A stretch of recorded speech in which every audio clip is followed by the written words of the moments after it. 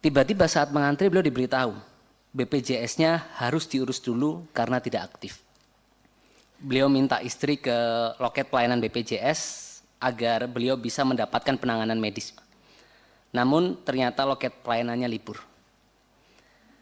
Beliau pulang tanpa perawatan. Hari Minggu beliau mencoba datang ke puskesmas. Puskesmas pun libur. Beliau diminta kembali hari Senin. Hari Senin beliau dan istri ke puskesmas. Dari puskesmas mereka diarahkan ke kelurahan. Sampai kelurahan mereka disarankan kembali ke puskesmas. Yang terakhir dari anggota kami persilakan Dr. Gamal. Bismillahirrahmanirrahim.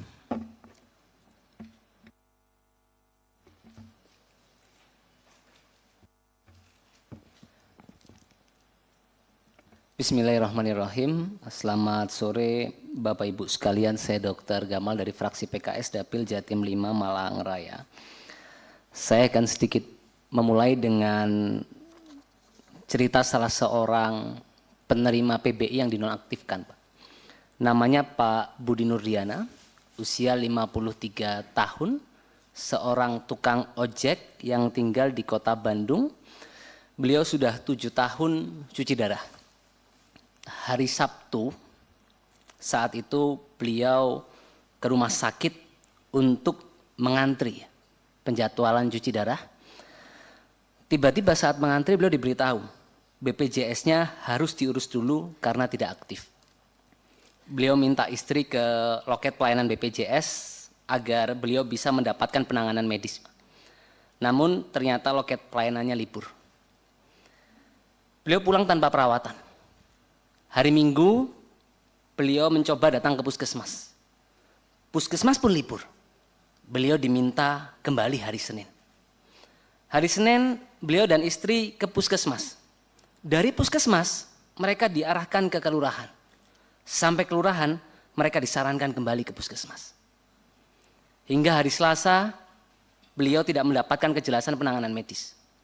Hari Rabu saat jadwal cuci darah berikutnya beliau masih tidak mendapatkan kejelasan. Akhirnya dengan keterbatasan ekonomi yang dimiliki, yang dikatakan istrinya apa? Daripada bapak kenapa-napa, akhirnya beliau mendaftarkan BPJS Mandiri. 2 kali Pak Budi melewatkan jadwal cuci darah, tubuhnya mulai membengkak, nafasnya sesak, bahkan timbul gatal di beberapa bagian tubuh. Akhirnya barulah hari Jumat beliau mendapatkan jadwal cuci darah. Verifikasi dan sinkronisasi data itu perlu, tapi menghentikan layanan kesehatan untuk pasien gagal ginjal stadium 5 itu sama saja membunuh pasien pelan-pelan. Pasien HD tidak bisa menunggu sinkronisasi data di berbagai lintas lembaga kita yang tidak cukup cepat. Seminggu saja tidak HD, racun urium naik ke otak, pasien HD telat 3 hari bisa mengalami hipervolemi, kelebihan cairan, cairan ke paru-paru menyebabkan pulmonary edema, kadar kalium di darah akan naik, hiperkalemi, jantung bisa kena aritmia dan bisa berhenti. Pak Budi ini hanya satu potret dari puluhan ribu, ratusan ribu masyarakat kita yang terdampak atas kebijakan penonaktifan PBI yang seyogianya bisa kita antisipasi. Saya ingat bulan Juni atau Juli 2025 saat kita rapat bersama dengan Kemensos, saya sudah sampaikan saat itu, tolong diberikan masa tenggang ketika ada penonaktifan. Tapi sampai tahun berganti tidak ada tindak lanjut terkait usulan tersebut. Dan beberapa rekomendasi yang saya ingin sampaikan kepada kita semua dan mungkin beberapa lembaga-lembaga terkait. Pertama, rekomendasi saya terkait dengan integrasi dan pemutakhiran data secara real time. Jadi penting untuk kita melakukan interoperabilitas data real time yang itu bisa terkoneksi ya antara Kemensos, BPS, BPJS Kesehatan, Kemenkes. Lalu digitalisasi validasi data di tingkat desa. Dan yang kedua, masalah klasik kita adalah soal data. Pemerintah harus memastikan integrasi data antar lembaga betul-betul tidak ya memberikan dampak negatif pada pelayanan pasien. Lalu yang kedua, terkait dengan early warning system. Seyogyanya BPJS bisa mengantisipasi hal ini, Pak. Karena yang kita hadapi ya, itu saya sebut fenomena kejutan di RS. Jadi kita tidak boleh cuci tangan terkait hal ini. Karena kalau ada early warning system, paling tidak pemerintah memberikan notifikasi resmi ya, minimal 1-3 bulan sebelum penonaktifan, sehingga jangan sampai masyarakat mendapatkan kejutan buruk saat sedang sakit di rumah sakit. Yang ketiga, usulan saya fast track reaktivasi. Jadi saat ini proses mengaktifkan kembali status PBI seringkali birokratis dan memakan waktu lama. Fast track reaktivasi ini ya tentu bagi mereka yang benar-benar tidak mampu dan sedang dalam kondisi medis darurat. Prosedur sanggah harus dilakukan secara digital, satu pintu, bahkan bisa terfasilitasi oleh beberapa lembaga tanpa harus masyarakat dipingpong ke beberapa instansi. Yang ketiga, terkait dengan transparansi kriteria mampu. Jadi pemerintah harus lebih transparan mengenai variabel apa yang membuat seseorang dianggap tidak layak menerima PBI.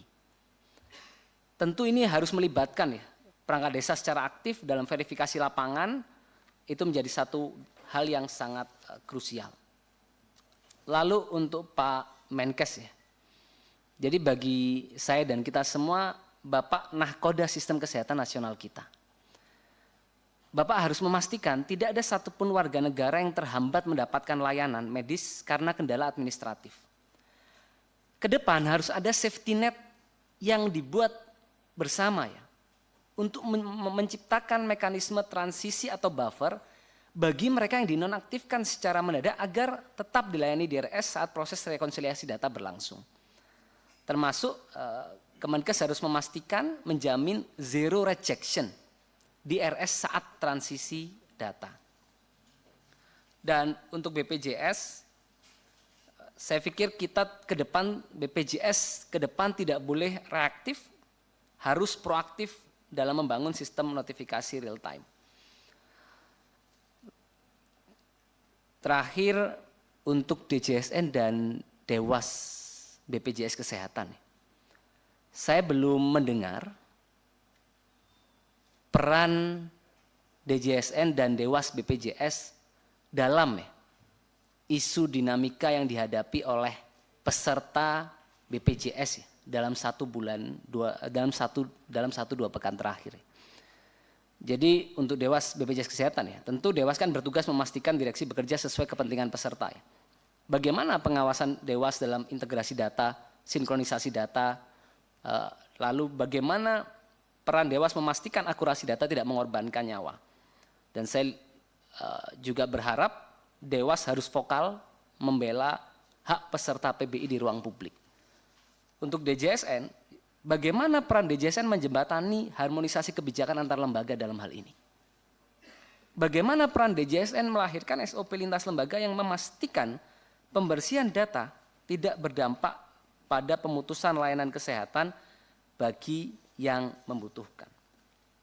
Dan terakhir Pak, sebagai penutup dari kami,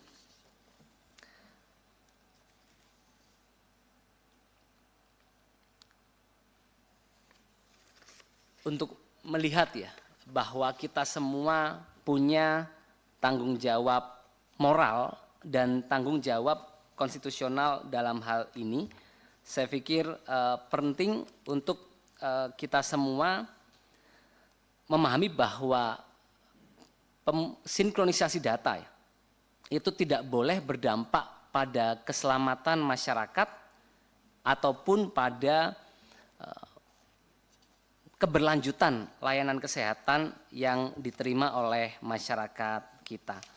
Dan tidak kalah penting ya tentang bagaimana peran kita semua untuk mampu melihat ya, ini bukan hanya sekedar data, tapi soal nyawa dan soal bagaimana masyarakat kita bisa menjaga kualitas hidupnya dengan berbagai instrumen kesehatan yang kita hadirkan ya. Dan di akhir juga saya mengucapkan terima kasih buat Dirut BPJS ya, yang sudah berjuang keras, DJSN dan Dewas BPJS yang juga akan mungkin mengakhiri masa pengabdiannya. Semoga apa yang sudah Bapak lakukan bisa menjadi kebaikan bagi masyarakat dan menjadi amal bagi Bapak Ibu sekalian. Terima kasih. Wassalamualaikum warahmatullahi wabarakatuh.